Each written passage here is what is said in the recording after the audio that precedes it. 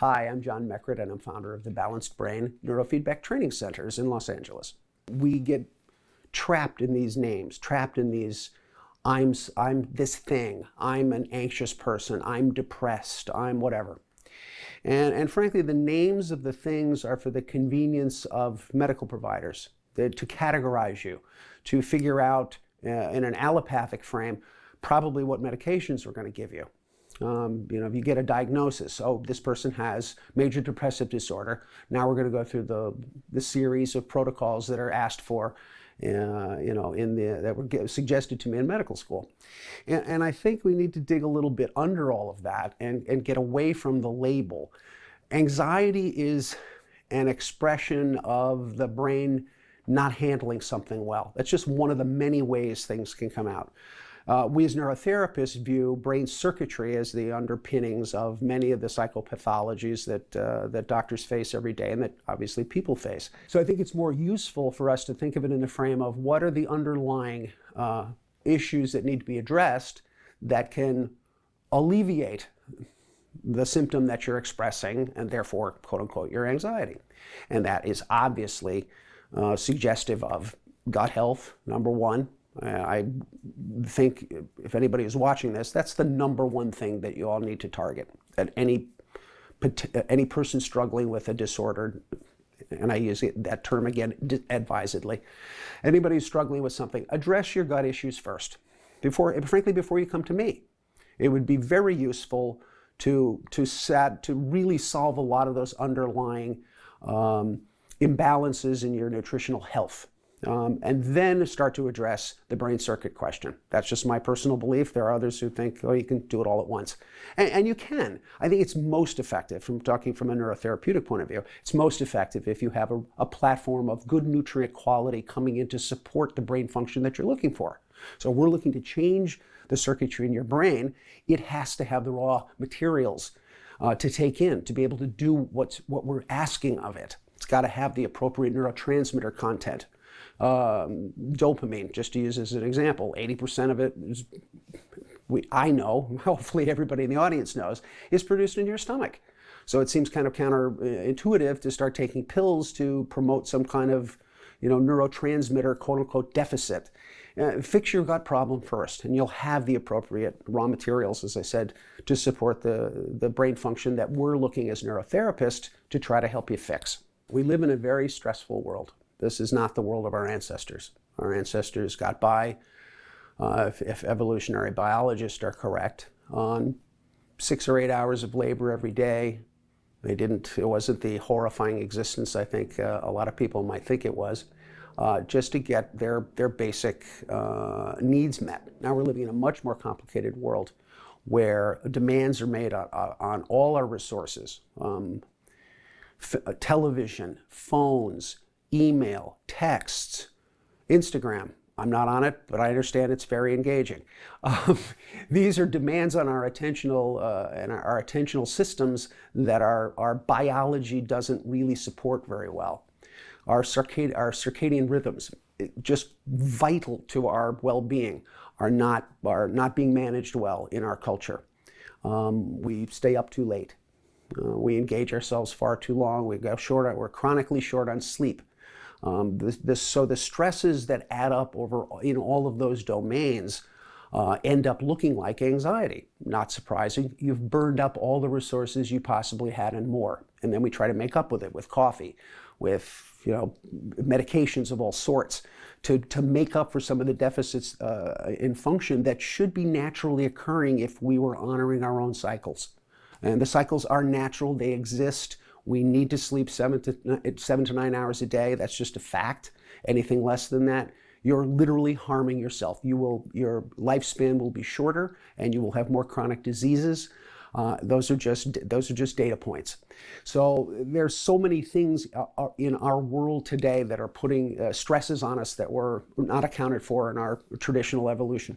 Neurofeedback is essentially a mechanical way of feeding back to the brain its own circuits for its analysis and adjustment. We're setting up a loop. The person is sitting in a nice comfortable chair, watching something on a screen.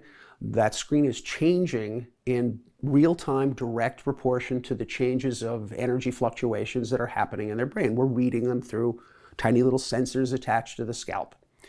So that it doesn't involve any conscious effort in terms of the person for most forms of neurofeedback, let's say it that way.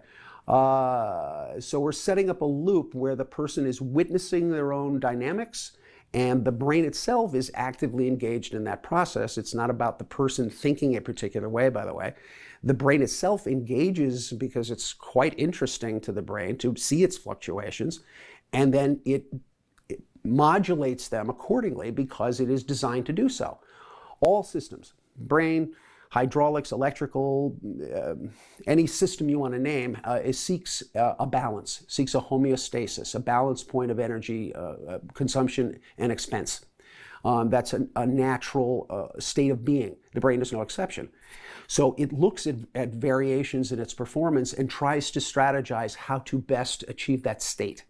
It's an extremely voracious consumer of energy.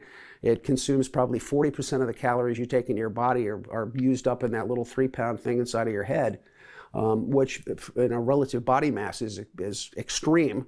So it is designed, very designedly so, God, evolution, whatever you want to call it, designed to find the best way to manage those resources, how to do this in the most efficient way. What neurofeedback does is point out to the brain, look over here. This is, I think, a more efficient way to do this. What do you think? It's a question we're asking the brain. We're not demanding it. The brain goes, oh yeah, that's much better. I use a metaphor a lot in Los Angeles, so I use the metaphor of driving to the airport. You drive the 405 down to the airport until someone tells you to use La Cienega. And you go, oh my God, that's much better. Same thing applies to the brain. We're in the business of pointing out to the brain a more efficient way of doing what it's supposed to do. So it's just a strategy for best performance, which is why in the holistic frame, that's why you can easily say neurofeedback is a performance training modality. It is not about trying to fix anxiety or depression or any of the other things that people come in here with. We're teaching the brain to perform better. And those symptoms will then abate because they're expressions of that lack of correct performance. Since the brain has finite resources, there's only a certain amount of calories that it can take in and out on a given day, it has to allocate them for best function. So it's going to allocate them for what it perceives to be the correct thing to do. It's often wrong. So what we do by training the brain to observe itself is to say, well, you know what, I don't need all that energy over here. Perhaps I should put some of this over here. So as it reallocates, you find that your performance across the spectrum of things that you need to do in your life improve. You start sleeping better, you start having better focus and attention skills because you're not devoting so much time to your quote-unquote OCD, your obsession about whatever. As that diminishes, you now get to reallocate all that energy to more purposeful engagements for you, the person. So yes, test scores will improve, not because we're making you any smarter, per se, we're giving your brain the ability to perform better at that task because it's not as distracted with other things. Brain performance can always be improved in almost everyone. I'm trying to think if there's somebody who shouldn't do it. And I, honest to goodness, can't think of someone who shouldn't. You can always raise performance. We raise performance in people post-traumatic brain injury, 10, 15 years post-injury. We can raise their performance. So the old neurological saw of 6 months in, that's what you got, is clearly wrong.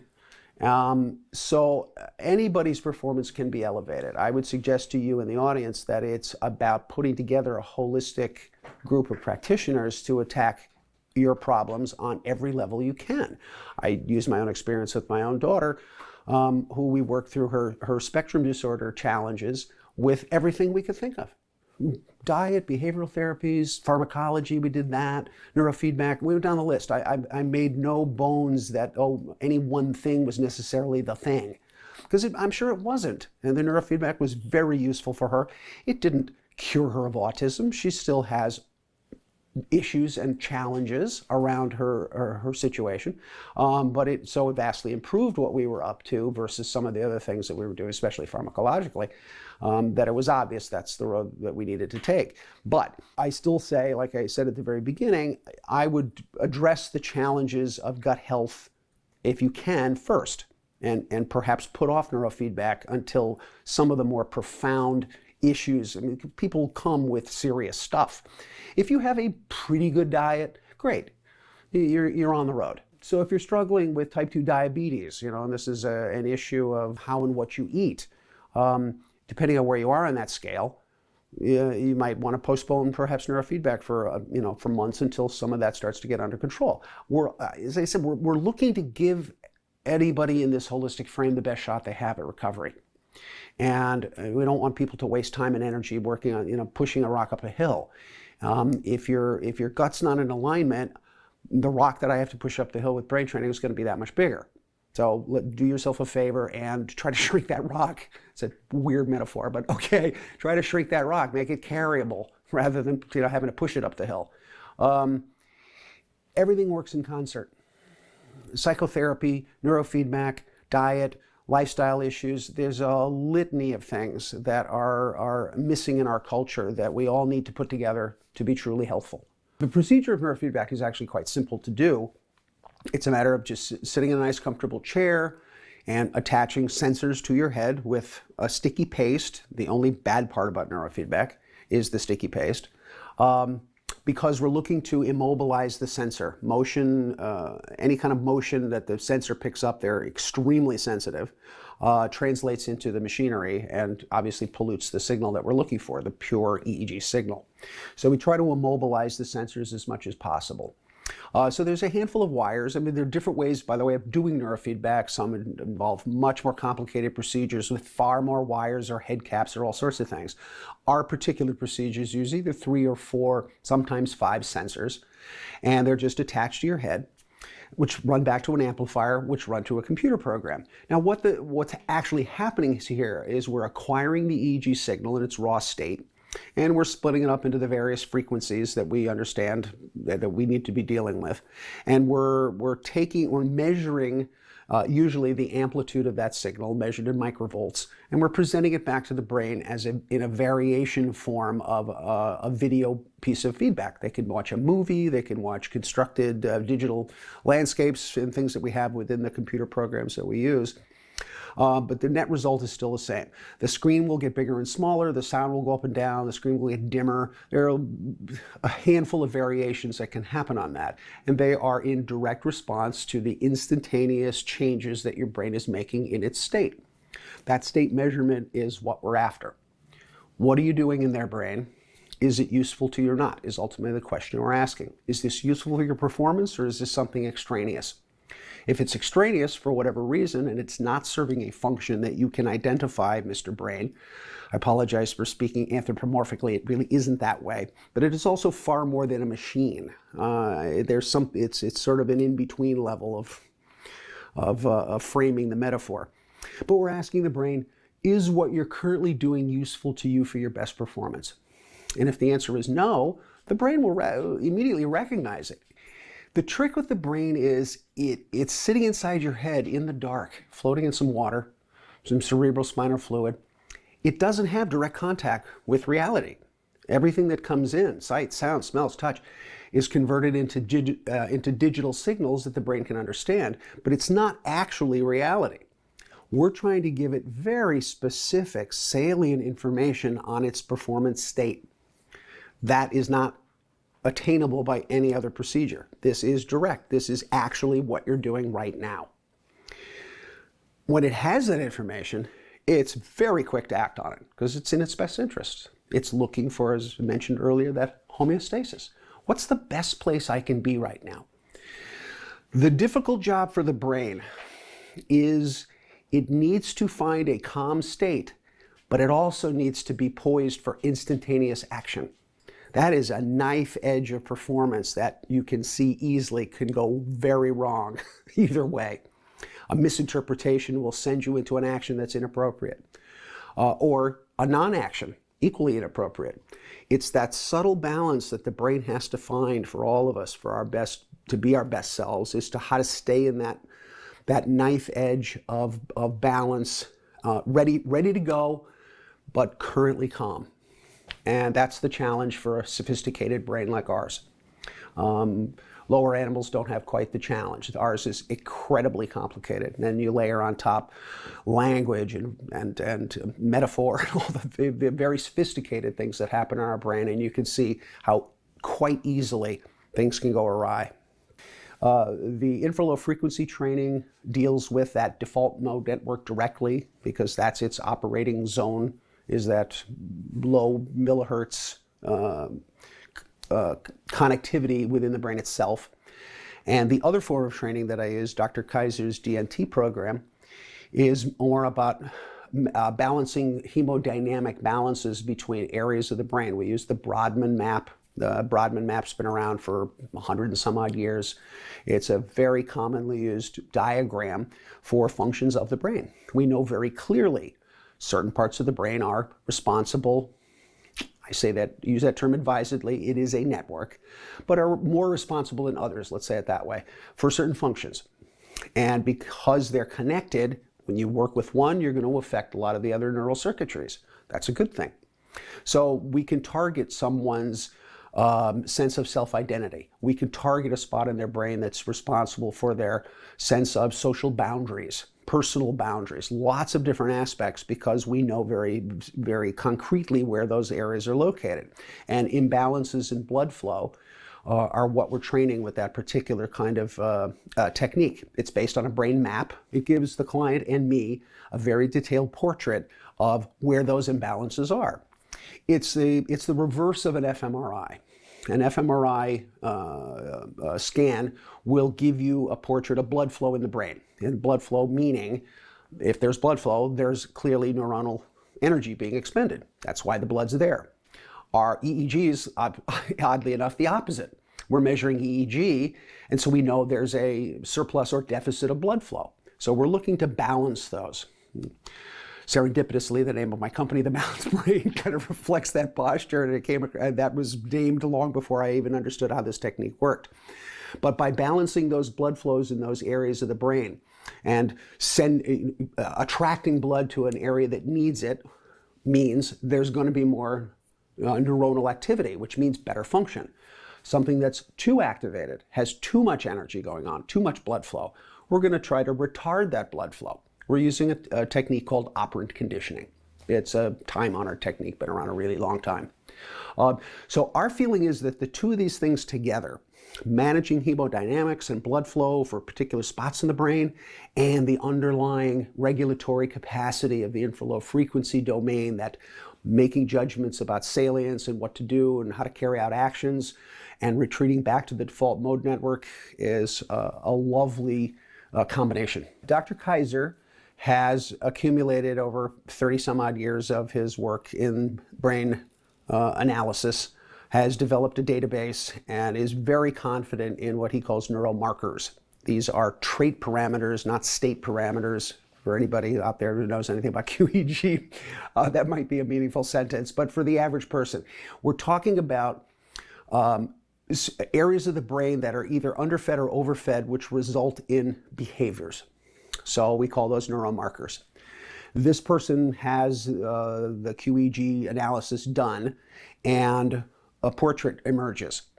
If the portrait has, to use your example, an orange area in the posterior cingulates, we know that person doesn't have enough blood flow in that area to have proper function. It's being limbically driven. There is no cortical oversight, no inhibitory oversight happening in that particular area of the brain.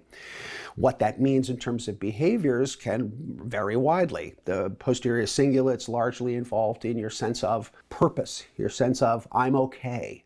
Upon waking in the morning, I'm okay. I don't have to do anything to change anything in my life. I'm fine.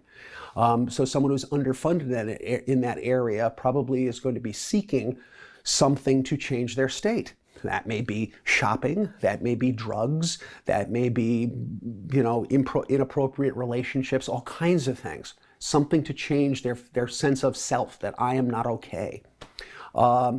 Various other areas can show up. Social boundaries, as I mentioned, personal boundaries, sense of narrative self in the temporal lobe.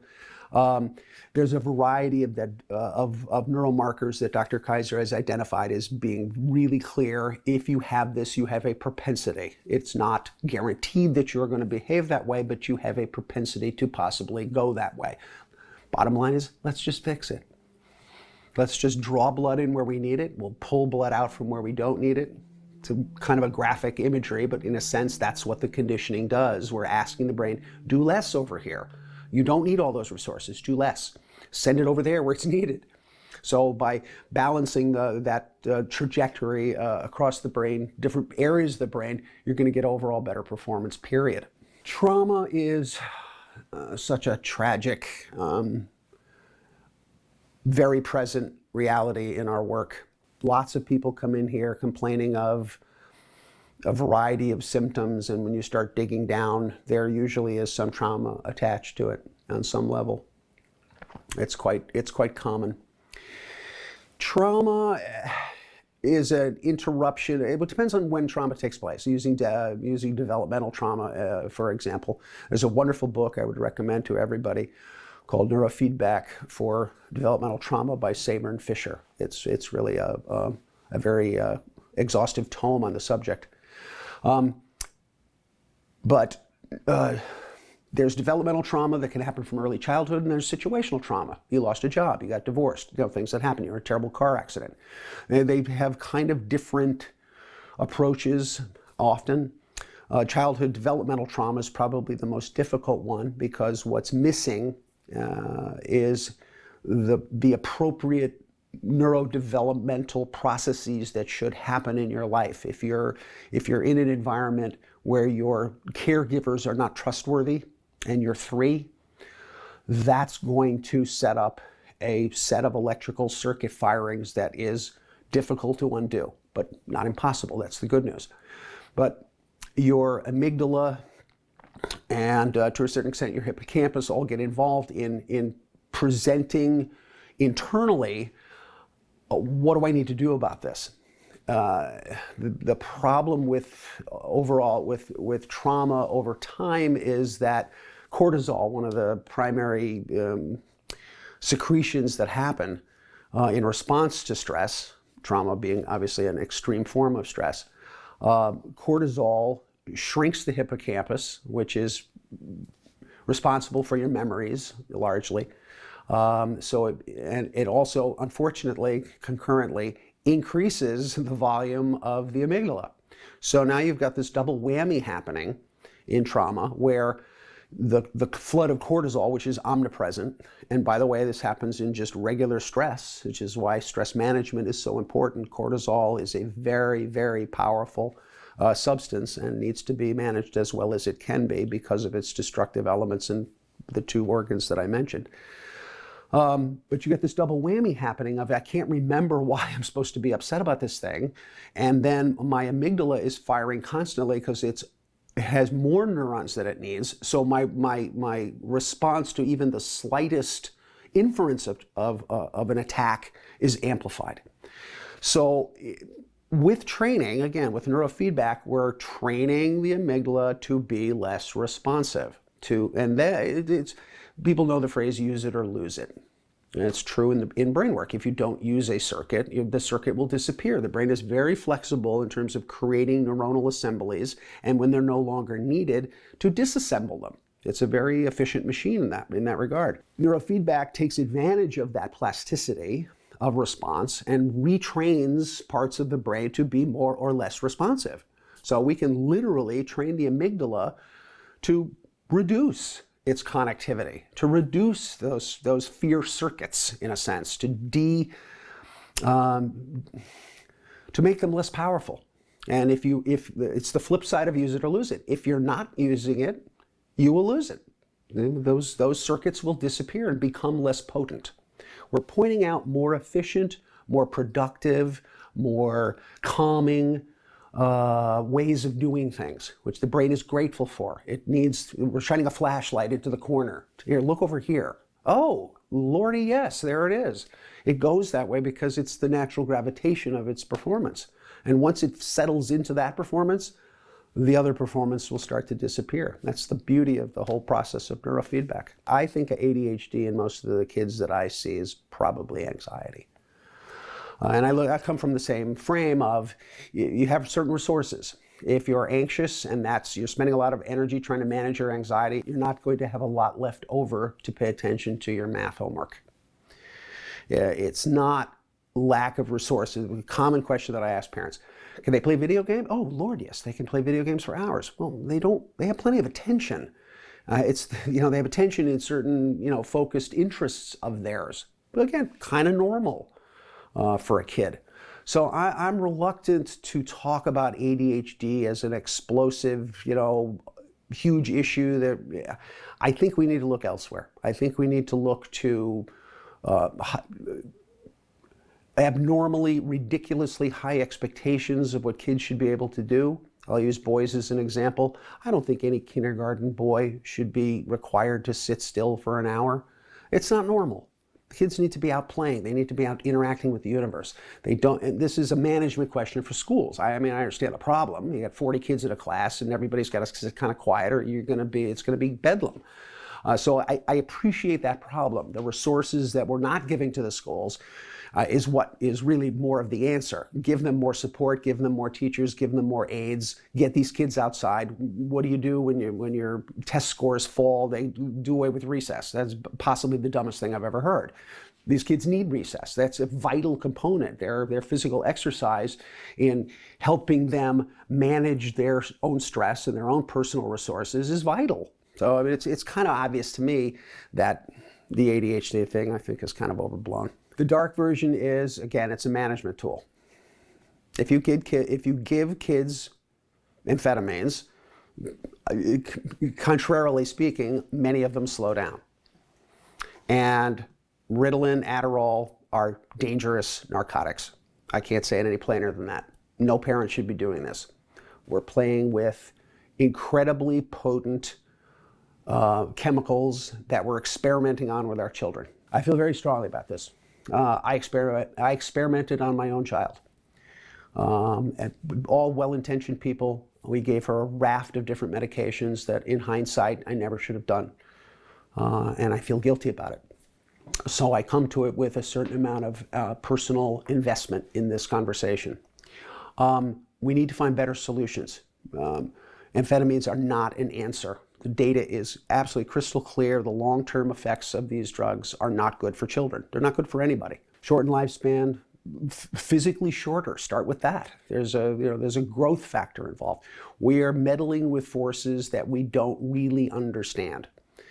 And to use it as a management tool for behavior in the classroom is unconscionable. We look to drugs to give us answers for something. And I will posit that almost without exception, the drugs are either pointless or useless. The answers are not there. If depression was going to be solved by SSRIs, we would have solved it already. That's not it. Yet we still give them out in dosages and in volumes that are staggering. The United States consumes the vast majority of these drugs.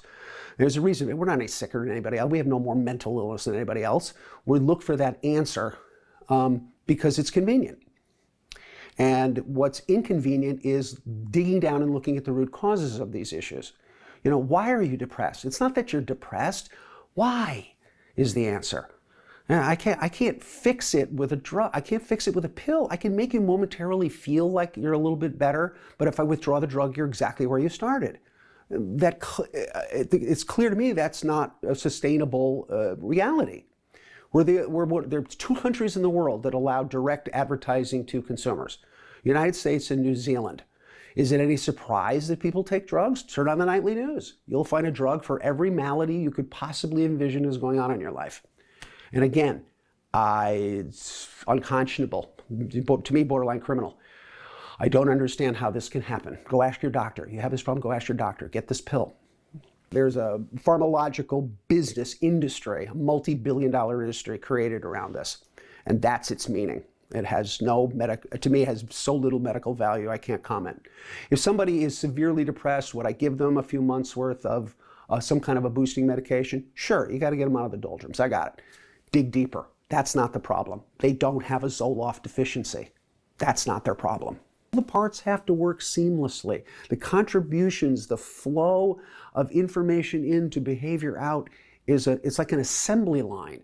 And if there aren't enough headlights showing up, you're not going to have a car that works very well, or the wheels don't show up on time, to use that analogy. Same is true in brain function. The parts all have to contribute successfully to have good performance and be the output, which is what we're looking for. And I think with the neurodevelopmental challenged folks, that's what's missing. They're parts that aren't communicating well. What neurofeedback will do is encourage those parts to contribute more. You're working too slowly over here. You don't have enough resources. You don't have enough blood flow. You don't have enough neuronal connections. Let's enhance that connectivity for you so that you can contribute to the symphony of life here. A bunch of different instruments are playing, to use that metaphor. Wonderful book, Symphony on the Brain, but it's very evocative of that idea that all of the instruments have to be working in concert to actually have a piece of music that sounds right. If there aren't any drums, it's not going to sound as good as if there were. So that connectivity is the question. How do we promote that and encourage it and help it integrate? And over time, my daughter has very successfully, I think, put together the best integration she has at this moment. I'm not stopping. She just did another round of neurofeedback a few months ago. So there's always more to be done. The good news is in brain training, you can always do more. She's living on her own in an apartment in Burbank and happy as a clam with her roommate and her nice little job that she has, and it's really quite delightful to see her now. As I shared the last time, just to give a recap for anybody who didn't see it, she was diagnosed with autism spectrum disorder when she was about 8, and we went down the pharmacological road, and it led us to this non-functioning, vacant-eyed person that was not my daughter. And at that moment, my wife and I decided there's got to be another answer. There has to be some other, again, dig down deeper. Managing her symptoms was not enough. It managed her symptoms sort of with side effects and the weight gain and the lethargy and the appetite, etc. So we clearly understood that was not really a solution. So let's dig deeper. A friend of us told us about this thing called neurofeedback. I'd never heard of it. And so we embarked down that road in conjunction with 10 other therapies. I'm going to be perfectly honest. We were doing lots of different things at the same time. What the neurofeedback provided for her, I view spectrum disorder or developmental delay. There's a whole host of issues around, for us, connectivity. The brain has a trajectory of connection. From the moment you're born, you have very little. You can't witness the world very much. You can't interact with it. You're entirely dependent upon other people, et cetera, et cetera. And as you mature, as an infant matures, it starts to reach out, brings in new sensory information, starts to integrate it. Who am I? Oh, you're a different person. You're you. All of these things start to happen, and it all requires an incredibly complicated, very elaborate connectivity that goes on in the brain. Now, with neurodevelopmental problems, like spectrum disorders, it's about connection. Parts of their brain could work perfectly well, but if they're not communicating with other parts of their brain, then the net result behaviorally is not going to be what you're looking for. You talk about peak performance. Peak performance is just another variation of that. It's like, who should do neurofeedback? Professional sports people do neurofeedback because they know they need a level of performance that you and I perhaps don't need in order to shoot successful free throws in the NBA. Or you want to be a sharpshooter on SEAL Team 6. You better have a refinement of your focus skills that I don't need. I'm fine managing pretty much on my own, but neurofeedback can take you to very, very high heights of performance across the board. And it makes sense. You're training the brain to be more self-aware, to be more understanding of how all the parts fit together, how to work more fluidly, how to relax when needed. Sure, you're going to have better performance. There's truthfully no end to it. Much higher levels than one could attain in a physical domain. People who come in, they don't have a particular issue. Now, sometimes you could do a brain map and you'll find out they actually do that they weren't really aware of. Oh yeah, I guess that kind of is a problem. But let's say they have none. Let's say they have a perfect brain. You can train the brain to be even better. There literally is no end. People say, well, when are you done with neurofeedback? You're going to tell me when you're done. When you're happy with your own performance, that's when you're done. It's not, there's no criteria that I can judge to say, oh, you're fixed or you're fine. You're fine when you say you're fine. We are just scratching the surface, clearly. We've been using, as I described earlier, some techniques that have been around for 50, 60 years. This is not novel by any stretch. Most people don't know about neurofeedback because it was confined for many decades to research facilities because the equipment was so expensive. Now, at least, it's come down to a price point that it can be operated in a clinic by a practitioner. So that's why people probably have heard about it in the last 15 or 20 years. What's coming for the future, the big breakthrough is going to come in sensor technology. That's probably the biggest stumbling block at this point, is acquisition of signal. The delicate quality of the signal and how it's transferred into the equipment is vital. And that's something that has to get solved yet. In the meantime, we're still sticking sensors on people's heads with paste. I've tried a lot of dry electrode headsets and all the rest, and they're coming along, but they're not quite there yet. So neurofeedback, I know, is going to, and maybe in 100 years, we'll look back and we'll have some other idea of where it could go. I love the idea of combining EEG, surface electrode neurofeedback, with fMRI neurofeedback, which, by the way, exists. The problem with fMRI neurofeedback is a couple of issues. One is it is hideously expensive. It's like $1,000 an hour because it requires this multi-million-dollar machine just to operate it. It's not very good for kids. They have to sit in a dark room in a magnet with the big loud banging sounds and all the rest of it. So it's not very user-friendly. But there's something about the specificity of the fMRI signaling that, in conjunction with the surface EEG, could be incredible. Somebody's going to have to make a breakthrough on fMRI technology for us to get there. There are probably a half dozen other kinds of we call them neuromodulation technologies available. There's pulse magnetics, TMS, transcranial magnetic stimulation, which uses a large magnet to move around the neurons in your brain for obviously very profound results. There's transcranial direct current stimulation. There's microcurrent stimulation. There's, I mentioned, pulse magnetics. There's infrared technology, very interesting. There's a product called V-Light, which I'm about to purchase and put in my practice, that I was taken with at a couple of different conferences. And it uses light technology to stimulate brain function and change and alter, especially in terms of mitochondrial function. So I think quite useful for dementia, Alzheimer's, even Parkinson's. They're doing research studies on that as well. So there's a lot of new ideas coming out from technologists who are out there thinking about ways that we can gather brain information, change it in some fashion, push it, pull it. There's a lot of various descriptors around how some of these things work. The stimulation technologies are more of a push. Ours, in their head, are more passive. We're letting the brain be in charge of making the decisions. More traditional neurofeedback is more task-based. There's something that you actually have to do during the session in order for the neurofeedback to be successful or not. So there's a variety of approaches. I say honestly, they all work. For a consumer, the difficult question is finding which one that resonates with you, that you think you want to try. I don't think you can go too far wrong picking any of them, honestly, if you're in the hands of a careful, craftful clinician. I don't think this is by any means a do-it-yourself thing. There's a lot of people, can I do this at home? I don't know, it's kind of your brain. I'm not sure if you want to, as well-intentioned as you might be, do you have the technical skills to be able to pull that off? If there's a machine available for home use, it's probably of limited impact. The equipment that we use is very specific. It has very specific parameters, and the training to learn how to use it is ongoing. It's not for the casual user. So that's a huge dividing line, and I know it's of interest to a lot of people. Is there something I can do at home?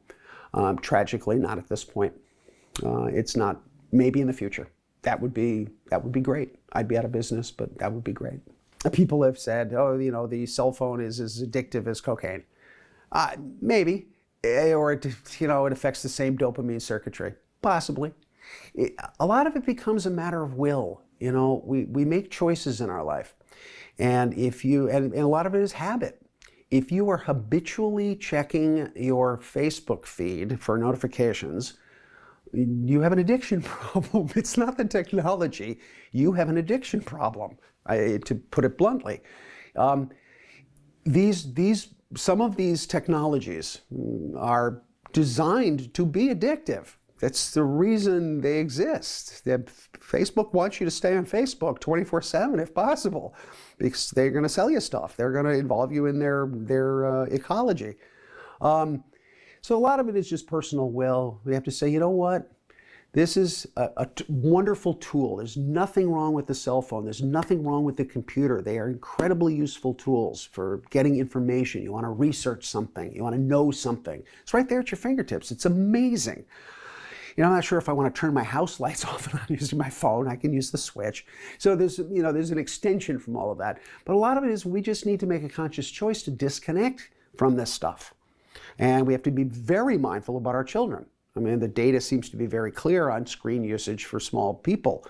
If you're 4 years old, you shouldn't be on the internet for 6 hours. That's just kind of obvious in a way, but no, people, and I understand the difficulties around childcare, and it's a convenient babysitter. If I give them the tablet, they're going to be quiet for an hour. I understand all that. It is a choice we need to make as a culture, to disconnect as often as we can, to put these technologies in their place. They are tools. And to not have that be part of our interface with reality.